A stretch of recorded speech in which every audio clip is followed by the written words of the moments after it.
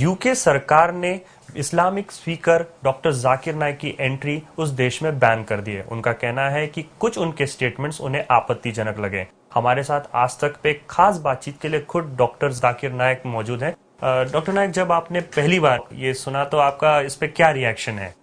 मेरा ये समझना है क्योंकि इस्लाम बहुत तेजी से फैल रहा है यूरोपियन ममालिक में, वेस्टर्न कंट्रीज में, तो मेरा ये समझना है क्योंकि जो पीस टीवी सबसे पॉपुलर चैनल है दुनिया में, इस्लामिक चैनल सबसे पॉपुलर है और यूके गवर्नमेंट जानती है इसे, तो मेरा नजरिया है कि उसके वजह से बैन लगा रहे। और वो जानते हैं कि सबसे पॉपुलर स्पीकर जो दुनिया में इस्लामिक है, जो सबसे ज्यादा लोग को जमा कर सकता है, चाहे वो मुसलमान या गैर मुसलमान हो, उनकी तकरीर के लिए, वो है जाकिर नाइक।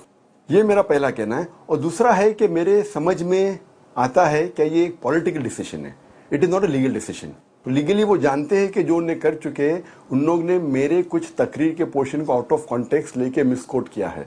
इन कॉन्टेक्स्ट में कोई भी कोर्ट दुनिया में ये नहीं कह सकती कि मैं टेररिज्म फैलाना चाहता हूं, और ये दुनिया जानती है कि I am one of the staunchest speakers against terrorism, और मैं वायलेंस के खिलाफ हूं। तो उनका मिसकोटेशन एक पॉलिटिकल डिसीजन था, तो कि two birds with one stone हो, तो क्या वो इस्लाम को फैलने से रोके और उसके साथ साथ मेरे पे इल्जाम लगाए कि जाकिर टेररिज्म को फैला रहा है, और वो ये साबित करना चाहते कि नवी गवर्नमेंट जो ब्रिटिश गवर्नमेंट है वो टेररिज्म के खिलाफ है। मेरा सवाल अगला वही था कि जो आप कह रहे हैं आउट ऑफ कॉन्टेक्स्ट, जो हमें यूके गवर्नमेंट की ओर से जानकारी मिली कि आपने किसी पुराने स्पीच में ये कहा था कि हर मुसलमान को एक आतंकवादी होना चाहिए, तो ये स्टेटमेंट आपको एट्रीब्यूट किया जा रहा है, इसमें कितनी सच्चाई है? ये स्टेटमेंट मैं कह चुका हूं, लेकिन ये आउट ऑफ कॉन्टेक्स्ट है। वो मीडिया को कुछ और कह रही है, मुझे कुछ और कह रही है। जब मुझे 2 दिन पहले परसों उनके तरफ से लेटर मिला, उनने कहा कि मेरे 4 स्टेटमेंट में उनको एतराज है, और मेरा ये स्टेटमेंट फुल कोट किया, उनने इन कॉन्टेक्स्ट कोट किया, और कॉन्टेक्स्ट में पढ़ रहा हूं, उसमें लिखा है क्या उनके लेटर में मेरी स्पीच को कोट किया है।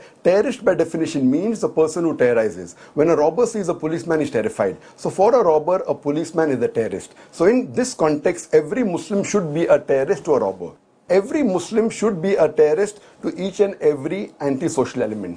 और मैं कंटिन्यू करता हूं। I am aware that terrorist more commonly is used for a person who terrorizes an innocent person. In this context, no Muslim should even terrorize a single innocent human being. तो एक statement को मुझे out of context ला, मैंने कहा कि अगर कोई चोर कोई पुलिस को देखता है तो उसके दिल में दहशत होती है, तो उस चोर के लिए पुलिसमैन टेररिस्ट है, तो उस कॉन्टेक्स्ट में मुसलमान टेररिस्ट होना चाहिए। लेकिन मैंने ये भी कहा साथ साथ कि मैं जानता हूं कि आमतौर पे टेररिस्ट उसे कहते हैं जो एक आम इंसान, बेगुनाह इंसान के दिल में दहशत पैदा करता है। उस कॉन्टेक्स्ट में कोई भी मुसलमान एक भी बेगुनाह इंसान के दिल में दहशत नहीं पैदा करना चाहिए। तो मुझे फुल कॉन्टेक्स्ट में बोल रहे, लेकिन मीडिया को क्यों हाफ बोल रहे?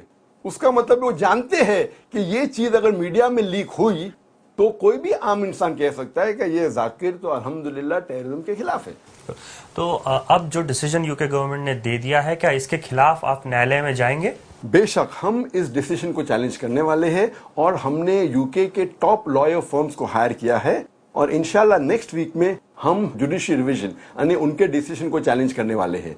और इसके साथ साथ हमें पूरा फेथ है जुडिशियल सिस्टम में, इंडिया के जुडिशियल सिस्टम में भी हमें फेथ है, और यूके के भी, कि जब ये कोर्ट में जाएगा इंशाअल्लाह बहुत सून इसका जो उन्होंने डिसीजन है उसको रद्द किया जाएगा।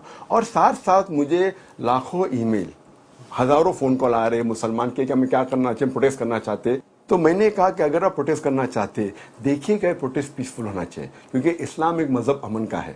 और उसके साथ साथ ये टेस्ट है पॉलिटिशियंस के लिए, यूके गवर्नमेंट के, चाहे मुसलमान या गैर मुसलमान हो, क्या वो हक का साथ देते हैं, क्या एक पॉलिटिकल एजेंडा का साथ देते हैं। और उसके साथ साथ हिंदुस्तान के पॉलिटिशियंस, चाहे मुसलमान या गैर मुसलमान हो, उन्हें हक का साथ देना चाहिए। और अगर एक हिंदुस्तान नागरिक जो top 100 most powerful influential list में आ चुका है, और जो दुनिया जानती है क्या मैं टेररिज्म के खिलाफ बात करता हूं, अगर उनके खिलाफ कोई आउट ऑफ कॉन्टेक्स्ट कोट करके बदनाम किया जा रहा है, इंडियन गवर्नमेंट एक पिटीशन लिखना चाहिए कि गवर्नमेंट को, क्या उनके डिसीजन को रिवाइज करना चाहिए। बिल्कुल, हमसे बात करने के लिए शुक्रिया डॉक्टर नायक। तो जैसे डॉक्टर नायक ने कहा कि ये राजनीतिक साजिश है, और उनके जो स्टेटमेंट्स थे उन्हें आउट ऑफ कॉन्टेक्स्ट कोट किया गया है, और सबसे खास बात कि वो अगले हफ्ते न्यायालय में इसके खिलाफ अपील करेंगे।